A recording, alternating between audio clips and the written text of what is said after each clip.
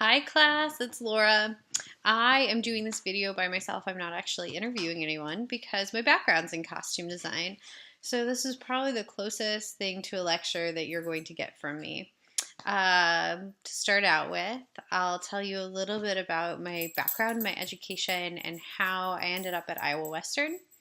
I did my undergraduate work in communications and theater at Midland Lutheran College. It's a liberal arts school, so I took a whole bunch of different classes, and that's where I actually started focusing on costume design. I've performed, I've done lighting, I've done set design. Just like many of the other theater professionals, you do a little bit of everything, especially in education. But I really loved costume design. I loved the process of it and the research. I love the way that it used visual, spatial, mathematics, organization, as well as creativity. I love research and scholarly work and reading, and a lot of that goes into costume design. You hear my dog in the background, and you might hear a few other dogs in the background. I'm actually at my sister's for fall break, so not only are you all on fall break, but I'm taking a little time for myself too. I'm going to do some shopping down here. There's some great thrift stores and antique stores, as well as fabric stores down here. So I'm down here. So ignore all of the dogs as I'm down here. So I did my undergraduate at Midland, then I did my graduate work at UNO, and that is where I fully specialized in costume design. So I took design courses, a full year of costume history, patterning and draping, and my mentor Sharon Sobel actually wrote a fantastic period patterning book that I love, that I use a lot myself, and that was great. And then after about a year of my graduate degree, I thought, God, what am I going to do? There are only 5 positions in costume design in Omaha, and nobody's retiring and nobody's dying, and there are no jobs for me. So I actually started doing fundraising and development, and I had been doing event planning since undergraduate work and volunteered a lot of my time. So I spent some time professionally working for other nonprofits. So I worked for Nebraska Shakespeare. And I had been working in the Nebraska Shakespeare Festival costume shop over my summers. And I was the assistant costume designer for 2 or 3 years there and had a great time. So I did a year, a granted position with them as their general manager. And then I did almost 3 years at Joslyn Art Museum. I did membership and managed the database there and did a lot of different events, managed their young professionals group. And then I went to the Omaha Community Playhouse and I did events and sales for them as well. And a lot of my organization, managing costume shops, managing time, as well as budgets, working with costuming budgets, relayed into what I did as an arts administrator. And when I first started at Omaha Community Playhouse, Moira actually called and told me that the then costume design professor was going to be leaving, and could I come over to Iowa Western. And I had just started, like maybe I had 3 or 4 weeks under my belt at Omaha Community Playhouse. So I told her no, I wasn't able to do that then. And then she came back to me last year around this time and asked me again. And by this time, I had been in that position for about 2.5 years. And I said, yeah, I'm ready for a change. I was ready to come back and do theater full time and be on the creative end. I did enjoy arts administration, and it was great. It was a great learning opportunity for me, but I missed the production aspect of it. I missed the collaboration and the storytelling. Narrative is really strong for me, and visually telling that story is really important. So I missed all of that. So I decided to come back. I did continue to do design while I was doing administration. I worked with Snap Theater, and my sister-in-law has a company up in Minneapolis called Dance and Other Behaviors. I also worked with Shelter Belt Theater. Sometimes I'd go down to the costume shop at the Playhouse and work, and I would just kind of pick up odd jobs wherever I could. So I posted a PowerPoint, and it has 3 shows that I've done recently. Not my most recent shows, but it's got Dance and Other Behaviors, that's Memoryscape.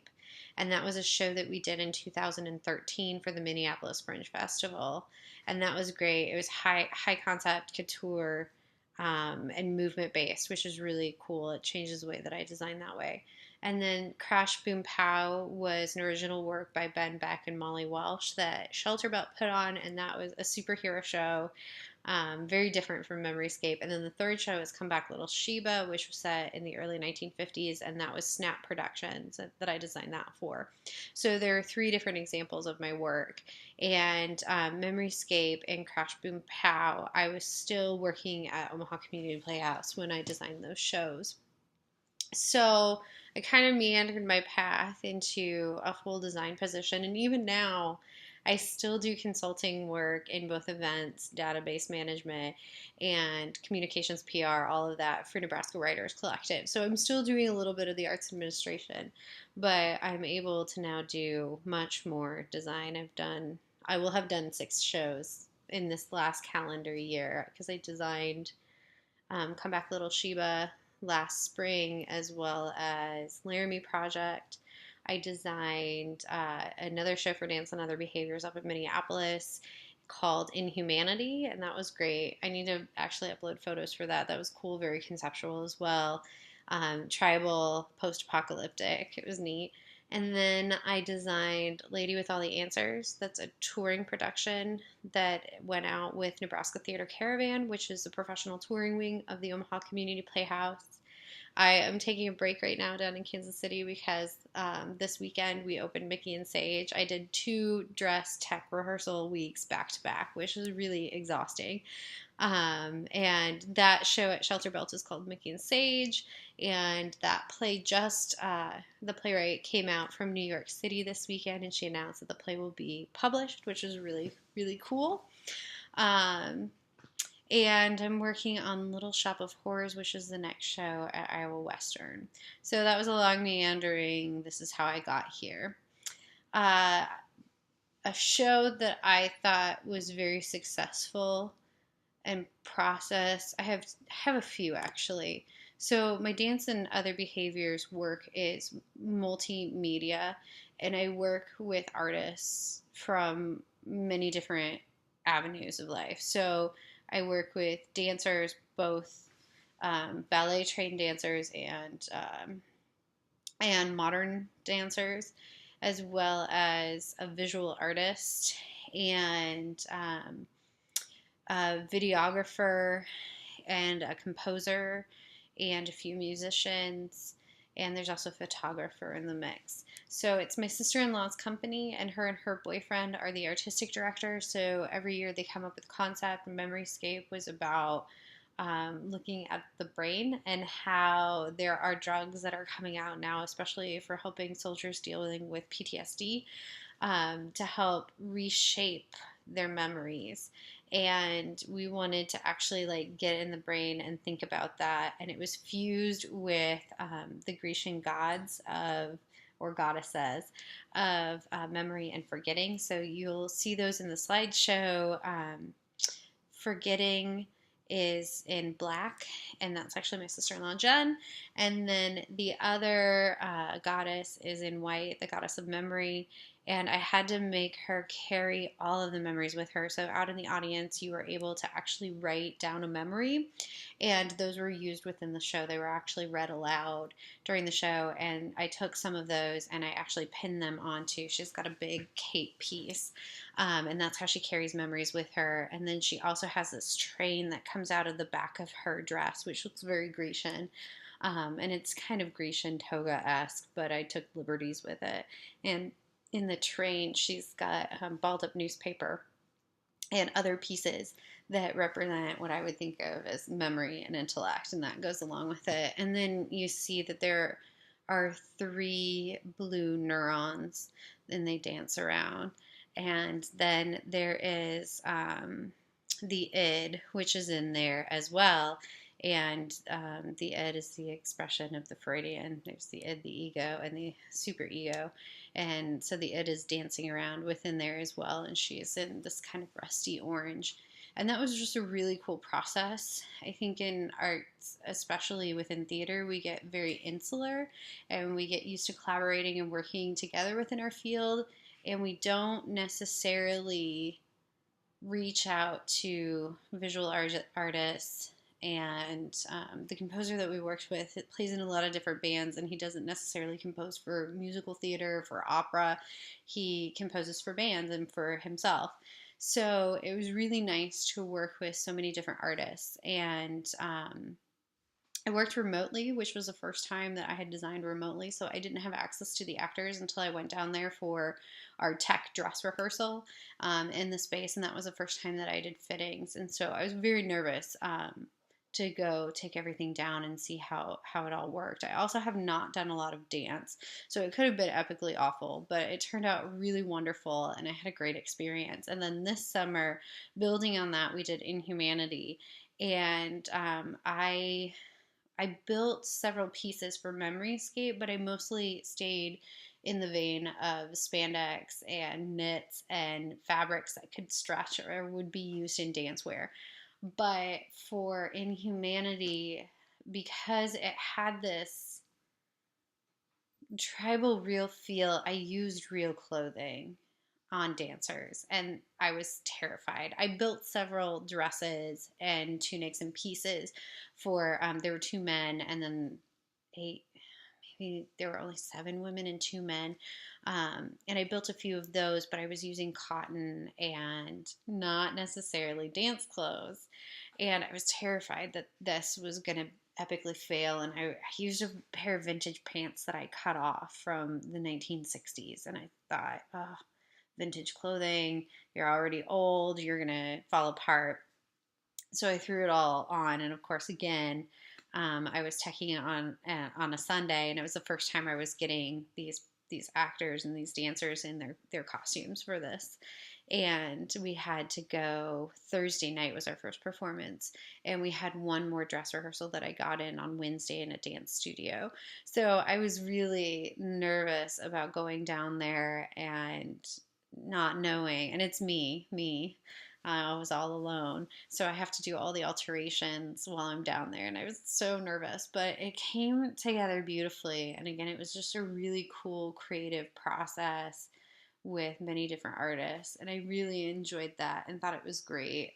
I also had a very similar experience with Mickey and Sage. It was this really simple show. It was a show about two kids, but it was adult actors playing kids. And the director did not want to have me build kids' clothes that were adult sizes. So I shopped the entire show, which I don't normally do. I usually do a mix of my design building with shopping. And the show, I shopped the entire show. And it turned out beautiful. It was really simple, like really simple. But one of my actors had to change on stage. So I had to do a base costume. And then she threw pieces on over it. But the director was really clear in communications and really wanted to keep it simple. And I think those are the designs that I enjoy the most, are the ones that are really simple but well integrated into the storytelling. And I seem to get the best responses and the best process out of working on shows like that, where you can't over design. I could have designed kids' clothes and then threw them in, but it would have looked really awkward. And I don't have any pictures. They're all up on Facebook. If you want to go on Facebook and go to the Shelter Belt page, you'll see Mickey and Sage photos. And it's just really simple. It was a really, really simple show, only 3 characters, and it was really nice. So the next question that I normally ask people when I interview them is to talk about a failure that you had in one of your pieces. And I think for me, the biggest failures always come down to communication, because theater is such a collaborative art. If there's a breakdown in communication, or if I'm very visual, so if you can't come along with me visually, I have a really hard time. And there have been a couple. Crash Boom Pow was one of those shows where it was rolling along really great, and Ben Beck wrote the script with Molly Welsh, and Ben Beck directed it. And Molly was working on a show for Shakespeare on the Green that summer. And so she was not a part of any of the process. And generally, we start the design process a few months out. This one was maybe 8 weeks out. It was a pretty tight process. But we started it a little bit early, and Ben and I got on the same page design wise. I decided I wanted to use primary colors. I used a little bit of the classic comic book flair to it. It had a little bit of vintage feel, but was kind of period, no period. But I definitely had a bend to the classic and to this like vintage, almost 1940s to the 60s, that like middle of the 1900s.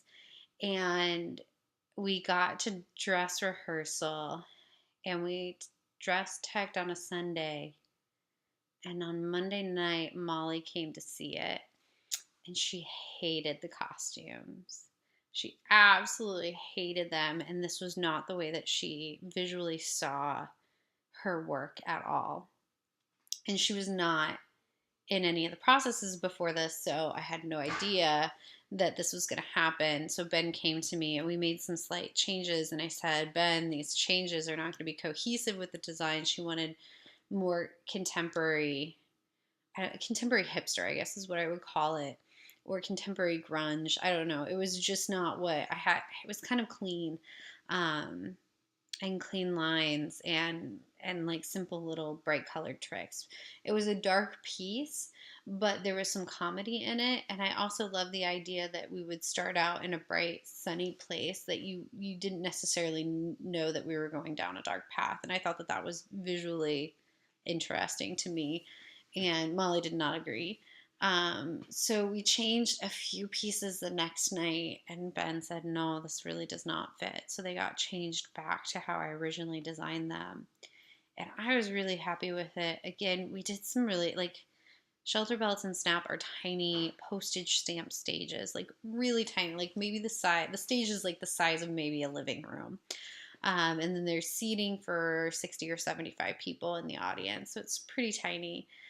So we did such simple little tricks. Like we had 3 onstage ninjas that I put in black that were able to, when Red Dove, the main superhero, was flying, they would flap her cape so that it looked like she was actually flying.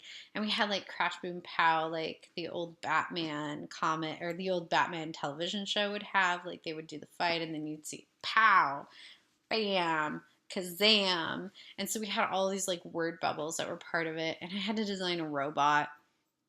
And it was not only a robot, but it needed to have like a light on top of its head to go around. And it had to bust through a wall. And there were like 14 performances. So it had to make it through dress rehearsal and all of this. So it was really intense. I know the book talks about this, and I think it's in my PowerPoint as well, that you have to think about the function of the actors and how they're going to do their work.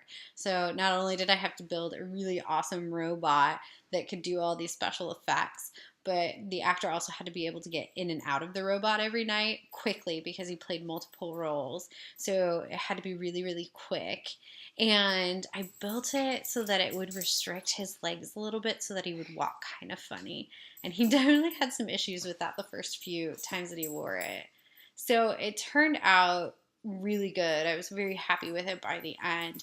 But it just goes to show you can't please everyone in your design. And especially as people come in later on in the process, they may or may not see your concept the way that you do. It's really difficult. And that's something that I have a hard time with, that I can't please everyone. I want everybody to be happy, and I really like a harmonious, great process. But sometimes in theater, the process is not as harmonious, and there are fights, and you have to learn how to have discourse and how not to take it personally, that even though this is your artistic expression and you invest a lot of time and effort in it, that it's not personal. And so you have to have some distance between you and your art form. And I've been doing costume design now for, that was the dog trying to eat ice cream. I've been doing costume design for 14 years, and really the last 8 or 9 professionally. And I'm still struggling with how to communicate my artistic vision the best. How do I communicate clearly? How do I interpret others communicating with me and their ideas and their opinions? And how do you fuse that all in to your process? And it's good to be challenged. It's good to have people have that critical eye. It will make you a better designer and a better person for that.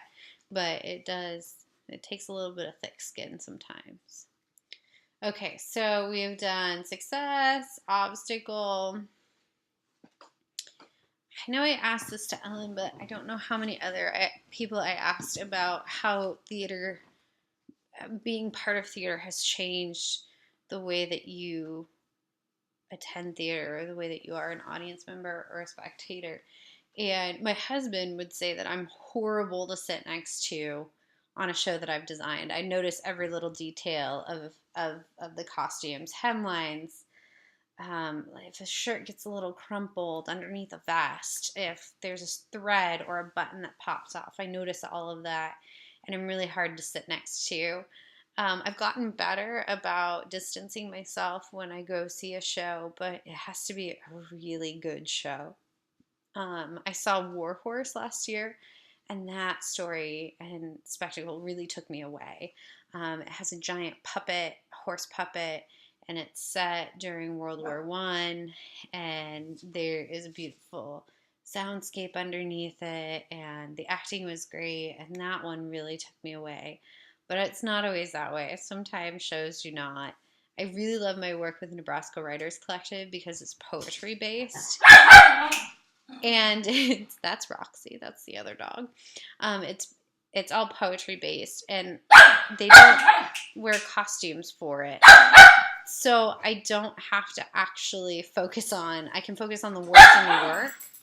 So that's actually something that I like to watch more than actual theater, because it doesn't have all the elements that I'm trying to evaluate and synthesize and think about.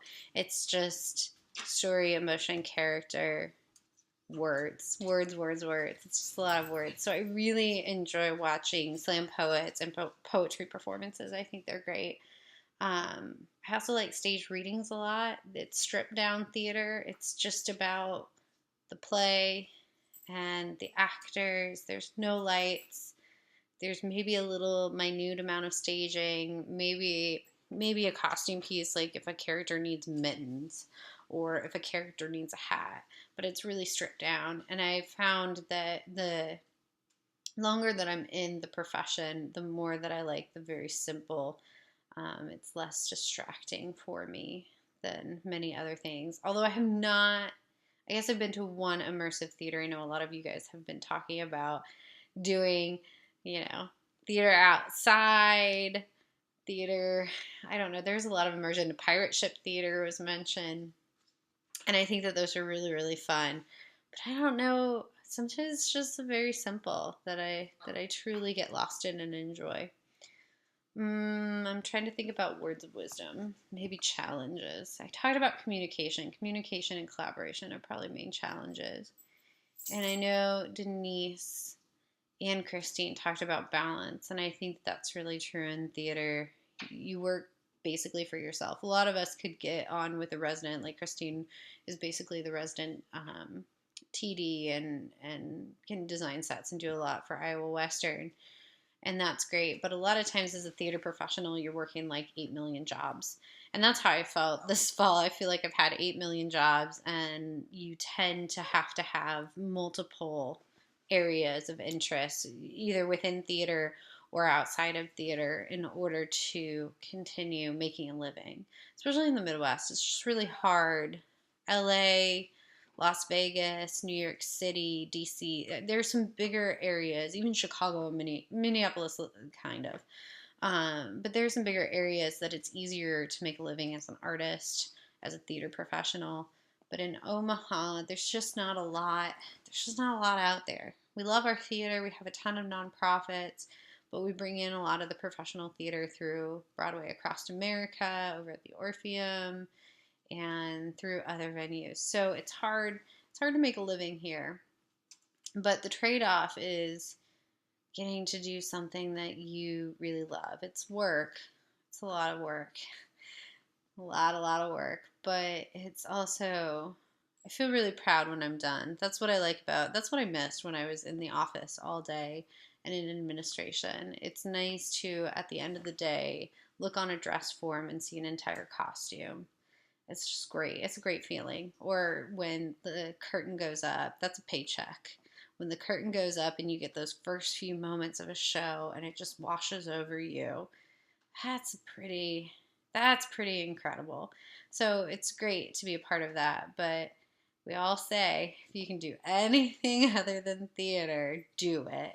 And I tried for years and I just was not happy. I'm much happier designing my little fingers off and teaching and being in the classroom. So there's always a trade-off there. So you have to weigh all of your decisions carefully. I think that's all. I feel like I've yammered on at you for a lot. This is the only lecture that I'll get. Well, I shouldn't say that. I might do some genre stuff. You might hear back from me, and I might do some videos of genre. But you've got a lot of videos to watch in the second half of the course. A lot of great productions that have been uploaded to the Rock Library that I'll be posting. And my door is always open. My costume shop is down in the basement of the Art Center. It's Arts 150, 150. And I'm there on Tuesdays and Thursdays. So if any of you have questions or you need any help with anything or you want to learn more about costume design, my door is always open. Come down and visit me. It'd be nice to put some faces with the names. Thank you all. I've been really impressed with the work that you've all been doing in the class, your thoughtful responses to the posts, to each other's posts, your projects. I was blown away with the Romeo and Juliet projects, the directing, and I'm excited to look at your set projects. And your Me Bag monologues were so good. They were so good. I was really impressed. So you've all done a wonderful job. That's it. That's all I'm going to say. I hope you're all having a great fall break. And again, let me know if you need anything.